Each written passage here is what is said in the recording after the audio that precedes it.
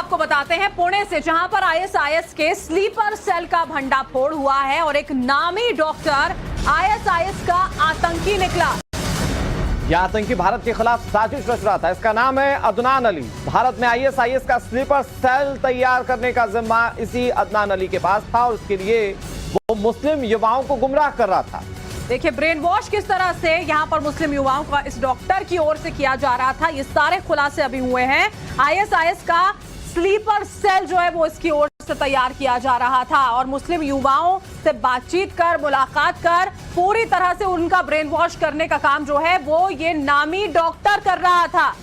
बड़ी बात यह है कि ये गिरफ्तार हो चुका है, लेकिन ये समझिए कि इसका मॉड्यूल क्या था। ये सफेद पोश की तरह हमारे समाज में रहता था, लेकिन इसका काम था आईएसआईएस के लिए काम करना। ये स्लीपर सेल आईएसआईएस के लिए तैयार कर रहा था और इसके पीछे की एक इसकी बड़ी कोशिश थी कि अपनी टीम तैयार करके ये आतंकी वारदातों को देश में बढ़ा सके। महाराष्ट्र आईसिस मॉड्यूल में एनआईए को एक बहुत बड़ी कामयाबी अपने हाथों में लगी है, जहां पर इस पूरे प्रकरण के अंदर उन्होंने 5वें व्यक्ति अदनान अली को गिरफ्तार किया है पुणे के कोंडवा में उसके घर से।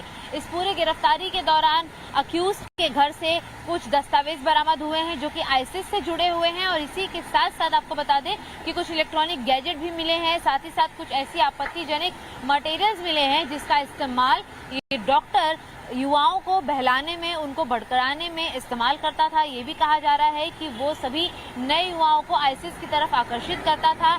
इस पूरे मॉड्यूल का सिंडिकेट ये था कि वो भारत सरकार के विरोध में युद्ध स्तर पर काम करे और इसी के साथ साथ देश के विरोध में शांति भंग करने की कोशिश, जो कि आईसिस का मकसद है, उसको पूरा करने के लिए डॉक्टर अदनान अली पुणे से एक्टिव था। इसके पहले जून के महीने में भी एनआईए द्वारा कुछ लोगों की गिरफ्तारी की गई थी और अब इस पूरे महाराष्ट्र आईसिस मॉड्यूल में ये 5वीं गिरफ्तारी की गई है, जिसमें जो आईसिस के डॉक्यूमेंट मिले हैं और जो इलेक्ट्रॉनिक गैजेट मिले हैं उसको खंगाल कर एनआईए और भी ज्यादा लोग जो इस पूरे मॉड्यूल और सिंडिकेट में जुड़े हैं उनकी शिनाख्त करेगी और इस जांच को आगे बढ़ाएगी। जॉर्ज के साथ शिवानी मिश्रा, टाइम्स ऑफ भारत के लिए, मुंबई से। चलिए अब आपको विस्तार से शैतान डॉक्टर का मकसद समझाते हैं। ये डॉक्टर जो शैतान निकला, इसका पहला मकसद था आईएसआईएस के लिए स्लीपर सेल की तैनाती करना, तैयारी करना, ताकि वो अपनी टीम भारत के अंदर बना सके। और देखिए दूसरा मकसद इसका क्या था वो भी समझिए जरा। ये डॉक्टर ये चाहता था आर्थिक रूप से कमजोर युवाओं की भर्ती जो है वो कर सके लालच देकर। बात इसके तीसरे मकसद की करते हैं। पैसों का लालच देकर ये मुस्लिम युवाओं को गुमराह किया करता था, उनकी आर्थिक कमजोरी का फायदा उठाया करता था। और भारत के खिलाफ युद्ध छेड़ने की साजिश जो है वो इसका चौथा मकसद था। सबसे अहम मकसद जो था उसे इस रूप में देखा जा रहा है। इसका 5वां मकसद था देश की एकता के लिए ये खतरा पैदा करे और इसके लिए वो अपनी टीम बाकायदा तैयार कर रहा था। आईएसआईएस के एजेंडे को आगे बढ़ाने की कोशिशें जो हैं वो उसकी ओर से की जा रही थी और साथ में गजवाए हिंद के प्लान पर काम करना भी इसका मकसद था। तो इस मकसद के साथ ये लगातार डॉक्टर सफेद पोश होकर हमारे समाज में एक दीमक का काम कर रहा था और यहां से मुस्लिम युवाओं को बरगलाते हुए आईएसआईएस के लिए स्लीपर सेल की तैनाती कर रहा था। अब आपको इस बारूदी डॉक्टर के बारे में और कुछ जानकारियां देते हैं। सोचिए, लोगों का इलाज करने वाला डॉक्टर अगर आतंकी निकल जाए तो क्या होगा। बिल्कुल, आप देखिए 43 साल की उम्र अदनान अली की और एनेस्थीसिया का स्पेशलिस्ट ये डॉक्टर जो है वो बताया जा रहा था और एनेस्थीसिया वाले इलाज का 16 वर्षों का अनुभव। अनुराग समझिए, यानी इतना सफेद पोश था कि इस पर शक करना भी दूर दूर तक किसी के बस में नहीं था। लेकिन पुणे के एक निजी अस्पताल में इलाज करने वाला ये डॉक्टर आईएसआईएस का एक हैंडलर निकला। इंग्लिश, हिंदी, मराठी और जर्मन भाषाओं का ये अच्छा खासा जानकार है। एनआईए ने पुणे के कोंडवा इलाके में छापेमारी की थी और आईएसआईएस से जुड़े कागजात, इलेक्ट्रॉनिक डिवाइसेस जब्त किए थे। और देखिए आईएसआईएस के लिए युवाओं की भर्ती की जिम्मेदारी जो है वो अदनान अली को दी गई थी। सालों से प्रैक्टिस यहाँ पर कर रहा था।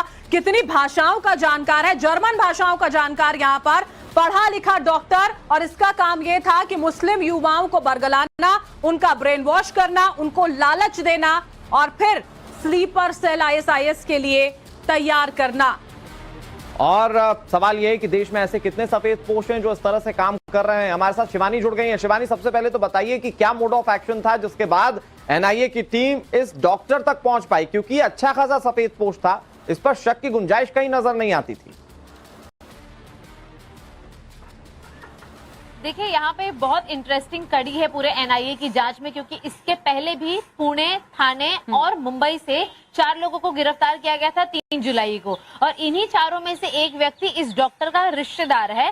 उस इंसान की जांच करने के दौरान इस डॉक्टर के साथ उसकी व्हाट्सएप पे चैट रिकवर हुई है, जहां पर वो इस्लामिक मोडस ऑपरेंडी को, इस्लामिक एजेंडाज को डिस्कस कर रहे हैं बकायदा।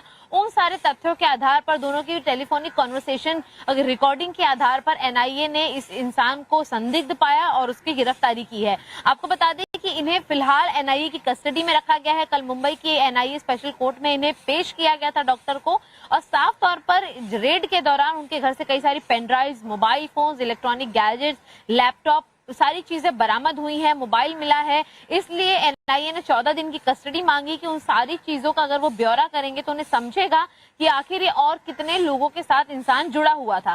साफ तौर पर कल जो डॉक्टर अदनान अली हैं, उनकी जो वकील है, उनका ये साफ तौर पर कहना है कि अदनान अली 20 साल से इस्लामिक शिक्षक भी हैं, वो लोगों को इस्लामिक जो ज्ञान है वो देते हैं, इसलिए उनके पास से ऐसी किताबों का मिलना बेहद ही लाजमी है।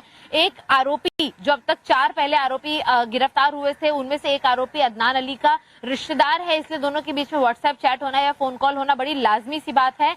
लेकिन जितने भी चैट्स रिकवर हो रहे हैं, इलेक्ट्रॉनिक गैजेट रिकवर हो रहे हैं, किताबें रिकवर हो रही हैं, उसके अंदर आईसिस का जो एंगल है वो एनआईए के हाथों में लगा है, क्योंकि ये कोई नॉर्मल महज इस्लामिक किताबें नहीं है, वो तो है ही, और उसके अलावा आईसिस मॉडल की स्टडी की जा रही थी, ऐसा आरोप एनआईए द्वारा लगाया गया है, जिसके लिए कस्टडी ली गई है। ये बड़ी अहम बात इसलिए हो जाती है क्योंकि पुणे का ये जो एरिया है, वहां पर एक हब की तरह इसको स्प्रेड करने के लिए काम किया जा रहा था।